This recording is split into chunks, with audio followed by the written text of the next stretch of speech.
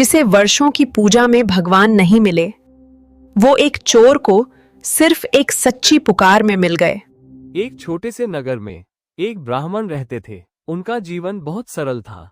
धन दौलत कुछ नहीं, पर हृदय में अटूट भक्ति थी। वे रोज घर घर जाकर श्रीमद् भगवत कथा सुनाते और उसी से अपनी गुजर बसर करते। एक दिन संध्या समय जब वे कथा करके लौट रहे थे, रास्ते में एक लुटेरे ने उन्हें रोक लिया।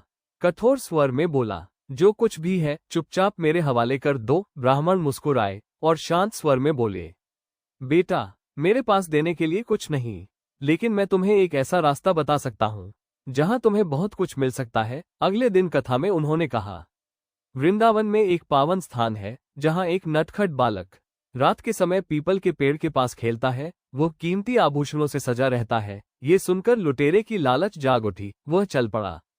टूटी चप्पल, थका शरीर, पर होठों पर बस एक ही नाम, कान्हा। कान्हा। चलते चलते उसे पता भी नहीं चला कि उसकी लालच धीरे धीरे पुकार में बदल रही है। रात हुई, वो झाड़ियों में छिप गया।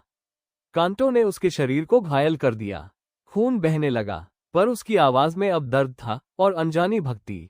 कान्हा, कान्हा, आओ उधर। द्वारका में भगवान मुस्कुराए। रुक्मिणी ने पूछा, प्रभु, वो आपको लूटना चाहता है? भगवान बोले, जो मुझे सच्चे मन से पुकारे उसके लिए लुट जाना भी स्वीकार है। रात के सन्नाटे में एक दिव्य बालक पीपल के पेड़ के पास आया। लुटेरा बाहर कूदा और बोला, बहुत इंतजार कराया तूने, अब अपने सारे गहने दे दे। बालक मुस्कुराया और बिना विरोध अपने सारे आभूषण उतारकर दे दिए। अगले दिन लुटेरा ब्राह्मण के पास पहुंचा और आधे गहने उनके चरणों में रख दिए।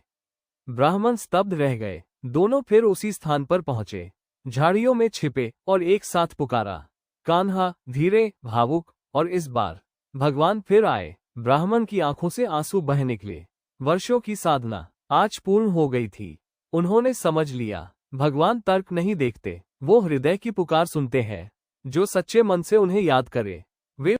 ओम नमो भगवते वासुदेवाय।